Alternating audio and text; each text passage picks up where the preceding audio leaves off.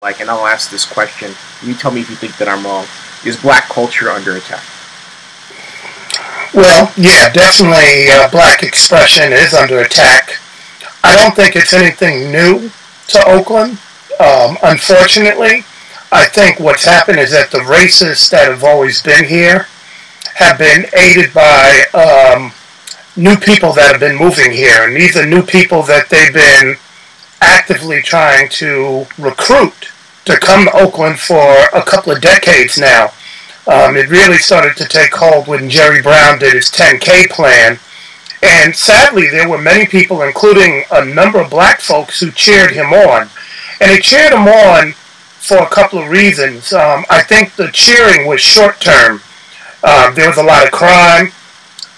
Oakland was one of the 7 cities in the U.S. that had been hit by the crack epidemic. Most people think this was a nationwide phenomenon, but it was really 7 cities: New York, D.C., L.A., Philly, and and Oakland, unfortunately, was one of them, and happened to be a main stopping point for the whole CIA crack endeavor. Which, if you ever read Dark Alliances, that whole operation, a big part of it was out of San Francisco. Yep.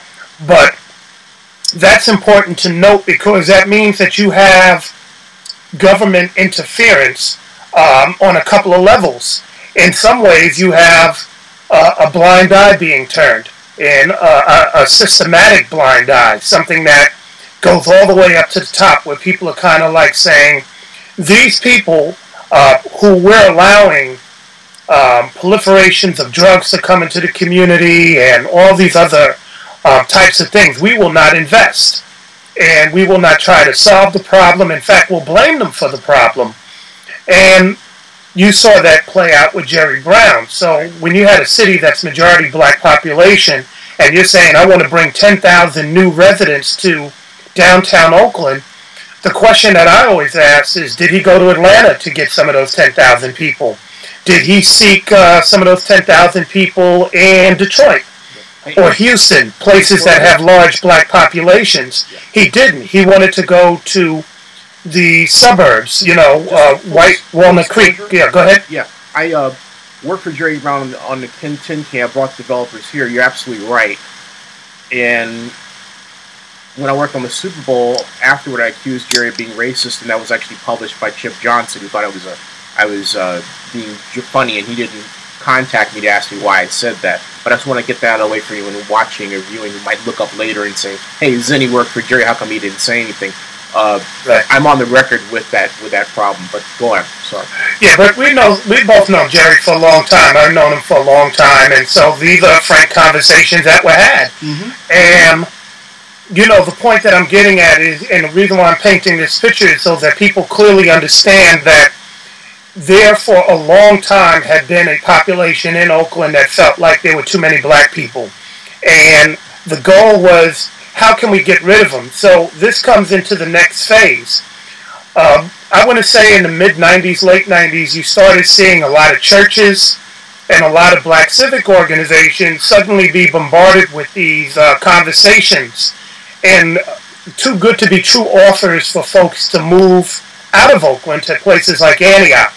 And me being on one of the top radio stations in the city, in the Bay Area at that time, I remember having, unfortunately, some of these people on that would tell us, like, you can get a 5-bedroom house in Antioch for $150,000. And at that time, the way it was sold to people was that you should leave Oakland and you can go to the suburbs and you can get rid of the crime. Leave the crime behind. There were many people who were younger, who sold their parents' houses and bounced to Antioch. There were other people who really were in the middle of a high crime area and thought this was a thing to take advantage of. We later found out that this whole push, which then led to subprime lending and all this other stuff, is documented by a former prosperity pastor preacher. Her name is Deborah Mumford, where she talks about these deals that were cut with some of the banks, including Wells Fargo, including Bank of America, for them to come and speak at churches in particular and using that backdrop as a place where people would trust, and then to sell people a false bag of goods, which was, you know, sell your home, bounce out, and then many of those people who bought homes found that they were subprime. So that's a whole other conversation, but I'm just trying to paint a picture that those types of things contributed to a decline in the population here in Oakland. And then that's coupled with rising real estate prices, which I think we all know many of them were artificially set, initially at least.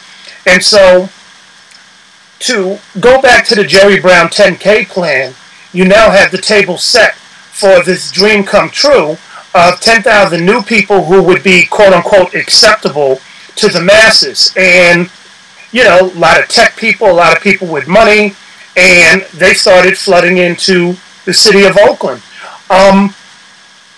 One thing that I think we should remember is when Jerry was pushing the 10K plan, the other way that he sold this was using culture, which is where we're going to double back to your initial thing about culture being under attack.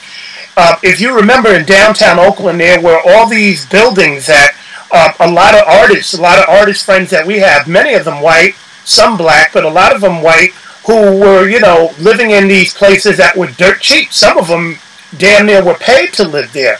You know, places that now would go for $1 million plus, right? Yep. So you had this whole community that were living in quote-unquote sketchy areas, and that was held up as a model for what Oakland could really be about. So initially we were sold on the dream that the 10,000 people coming to Oakland would be the artist type, which would add to what everybody thought was the fabric of Oakland. Right. And then it just quickly switched. Then it became a real estate thing. Many of those artists, not only are they no longer downtown, they couldn't even afford to live in Oakland now.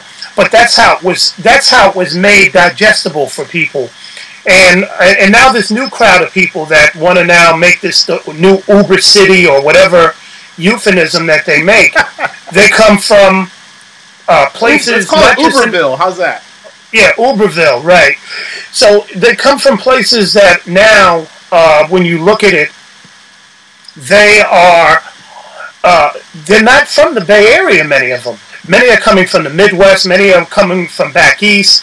They bring with them an attitude where their cities are segregated, there's racial hostility, there is an understanding that black people are beneath them, and they've been sold the idea that by coming to Oakland, they would be improving Oakland by their very presence.